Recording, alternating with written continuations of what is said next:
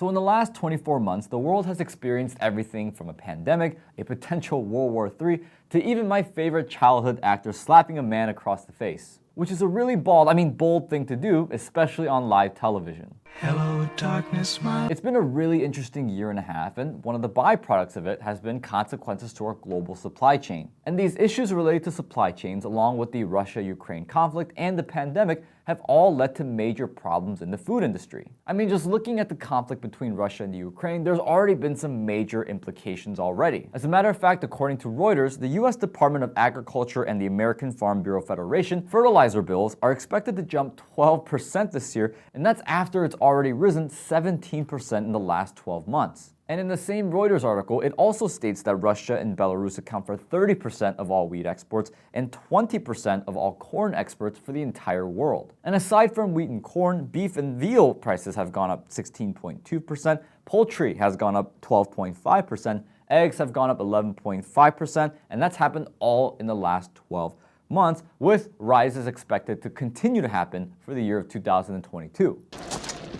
That's great! And even generally speaking, food prices for the month of February in 2021 and 2022 have gone up 7.9% year over year. And the number of Americans struggling with food insecurity has gone up from 35 million, 10 million of whom are children, to now 2022, and that number is now 50 million. Now, in connecting this with what our channel has been talking about a lot recently, here's my prediction for the next coming years. The US will buy up the food supply of the poorer countries, and well, this is going to lead to a lot of civil unrest, not just in the US, but for the entire world. And with all the unrest that will happen, global governments will look to globalize and intervene, meaning that control for whether it be food supply or any other issue you can think of, well, it will just get bigger and bigger and bigger. Even with looking at food supply through the lens of the Great Reset, well, that would be problematic for us, as the world after the Great Reset would include a global government dictating what we're allowed to eat or not eat.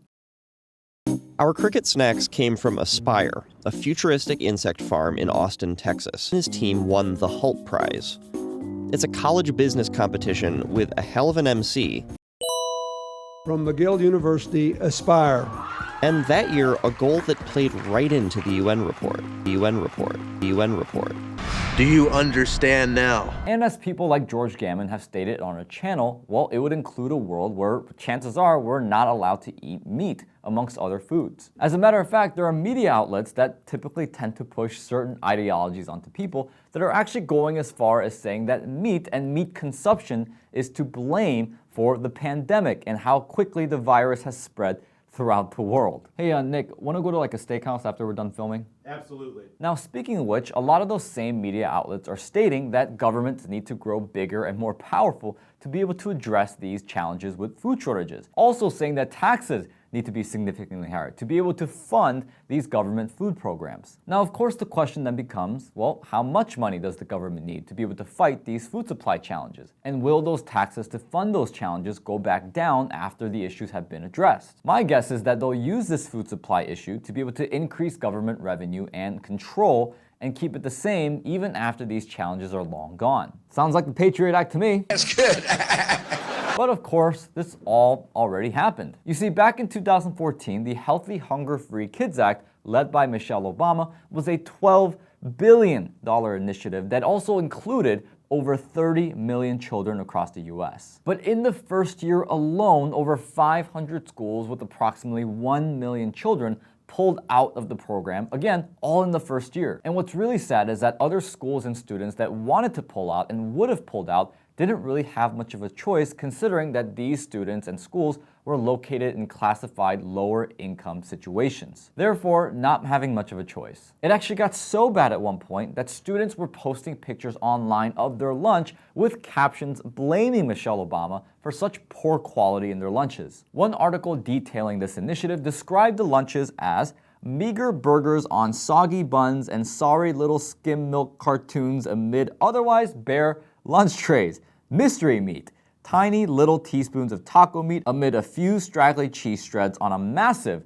tortilla, and tiny pebble-like chicken nuggets a cat wouldn't eat are pretty much the result of a calorie-limiting one-size-fits-all anything but buy local lunch programs. Now, what I found really interesting with all of this was what Michelle Obama said in an interview pertaining to better food choices for children across America. As a matter of fact, there's an article that I found that stated in a recent MSN interview, Michelle Obama revealed her own struggles with getting her kids to eat properly before she came to the White House. This apparently led to a major realization.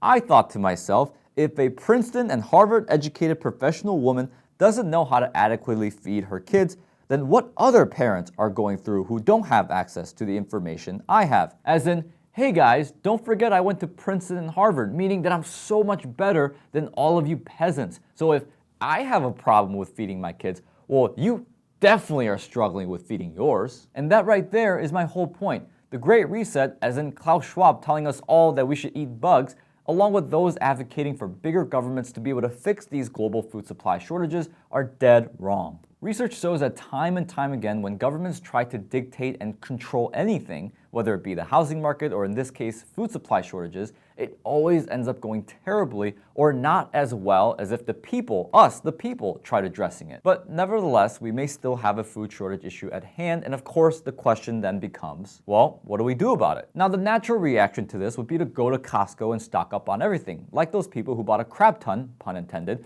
of toilet paper while the pandemic was happening in 2020. But with the research I've done for this video, that's surprisingly not the best way to go about it. Now, I'm personally not an expert on food, nutrition, or as a matter of fact, even survival. But with the research that I have done, here are some quick helpful tips that I've gotten. Now, if you have better ones, which I'm sure you do, don't forget to leave them in the comment section below at the end of the video. With that, some solid tips I got were gardening and buying from local farmers and sources, installing or buying a water purifier, buying tools such as wheat grinders, bread mixers, etc. And if you're planning on stocking up, the research shows that the best ones are foods with a long-term food supply, such as wheat, rice, oats, pasta, sugar, and salt, which can be stored for 20 to 30 years if packaged appropriately. And with that said, guys, don't forget to like this video, leave your thoughts in the comment section below, and until next time, I'll see you in the next one.